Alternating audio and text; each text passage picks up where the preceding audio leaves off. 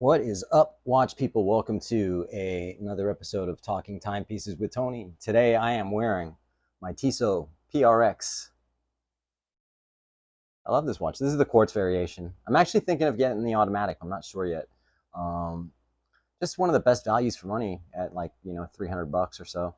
This is with the blue sunray dial, super crisp, super clear, really ridiculously comfortable integrated leather bracelet. Anyway, we're going to talk about complicated watches, complications, and why I don't like them.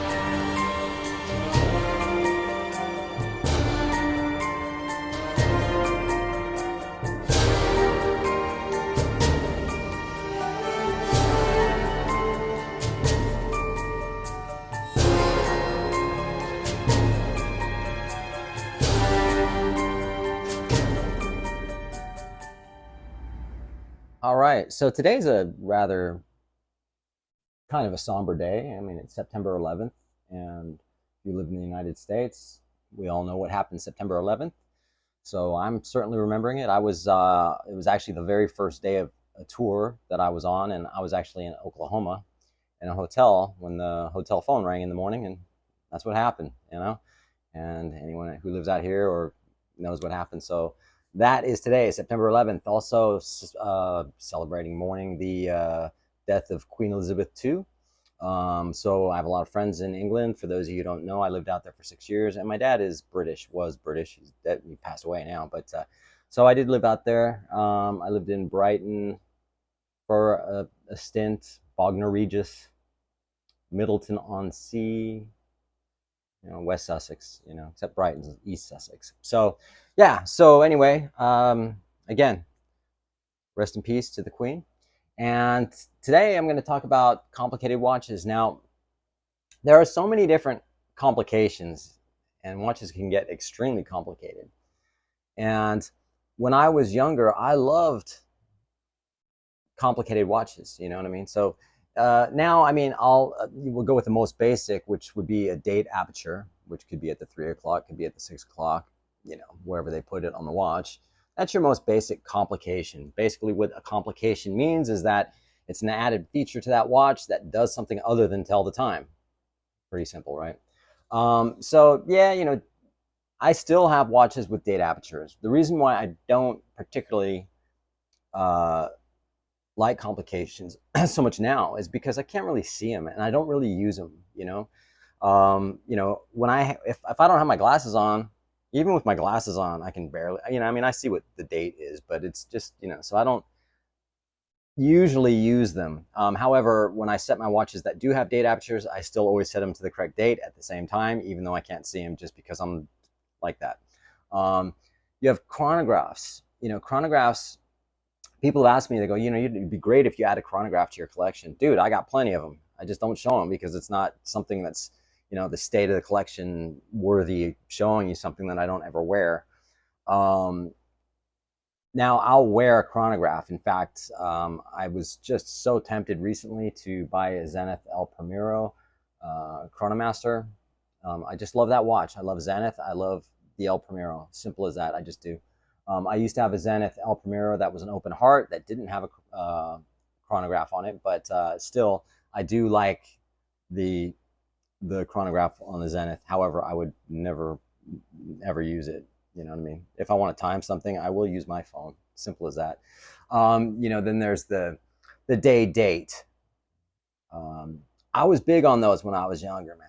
I wanted a Rolex day date so bad.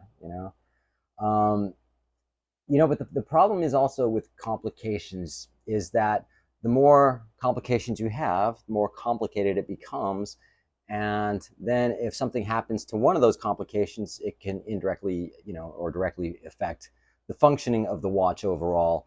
And for me, I just like a clean dial. And that's it, just something that's real clean. I can tell the time. And that's pretty much it. I can appreciate all the complications.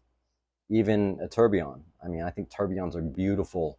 They're absolutely useless, but they're extremely expensive, but they're extremely beautiful. There's no real need for them in modern watches, but still love them. when you get into watches with the date, there's also what's called a big date complication. And often those watches have a larger date, and I've had big date complicated watches. Little easier to read, um, you know, just again, not as reliable as a regular date aperture, but still, big dates don't have too much of a problem with those. Um, IWC makes a nice day date. Then or big date, sorry. Then you got the annual calendar. And I believe Patek Philippe invented the annual calendar. Again, you're getting into a watch you don't have to set for 11 months. That's pretty awesome. Keep it on a watch winder though. Same with a perpetual calendar. That's a watch you don't, I've talked about that before. But I love the beauty of an annual calendar or a perpetual calendar. Often has the day, date, the month. There's generally a moon phase, which in actual fact is one of the complications I still love. I love a moon phase. I don't know why. Excuse me, I think it's a beautiful complication, and I think it looks really nice on the dial. And there's just something about having one. So I don't believe I have any moon phase watches. Oh yes, I do. Actually, I have several. Sorry, strike that. Then you have like small seconds, like a subdial with the small seconds on it. That's not really a complication per se, but that again separates the hour hand, the minute hand, and the second hand. So the second hand's in a separate subdial. I do love small seconds. Then you have, power reserves and retrograde features. Like I would say, a retrograde second hand would be something that starts here and goes like this, like a gas gauge, but it would go like this up to 60 seconds, snap back. Okay. Power reserves primarily are retrograde. They look like a retrograde gas gauge type thing. I don't mind those too much either. However, take it or leave it. And then the one that I wouldn't mind either is a GMT. I like GMTs. However, I don't travel anymore, or not nearly as much as I ever used to.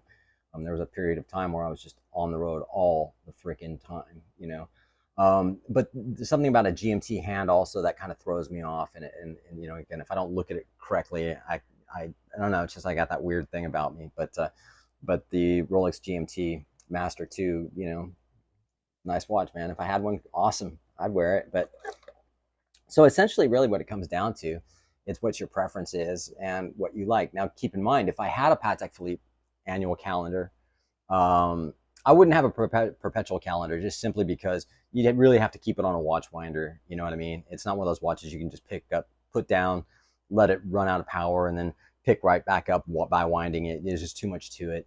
But I do like a watch that has some of that. Some of these watches are way too busy for me though too. Like in a sense, the Breitling Navitimer. It's just so busy. It's like, it's got too much shit, world timers, too much stuff for me. However, these might be great watches for you. So just in my opinion, later as I'm getting older, and I really just prefer a nice, clean watch that doesn't have too many distractions, and that's what they are for me, just basic distractions that I can't really even see anyway. Like I say, unless I have my glasses on. So having said that, I hope everyone's enjoying their weekend, and I am drinking I have a napkin on it just because the cup sweats. It's been freaking hot as F out here, man. Los Angeles, 108, 109 degrees. I mean, it even rained over the weekend here, and it's like 100 degrees and humid, like 85% humidity, which is not normal for here at all. So it's kind of tropical. But either way, having said that, I hope everyone enjoys the rest of your weekend. Please take care, and we'll see you on the next one. Have a good one.